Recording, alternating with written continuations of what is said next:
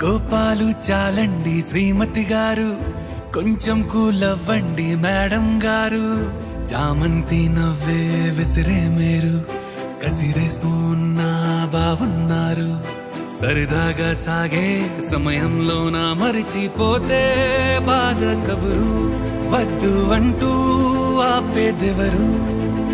కోపాలు చాలండి శ్రీమతి గారు, కొంచెం కూలవ్వండి మేడం గారు.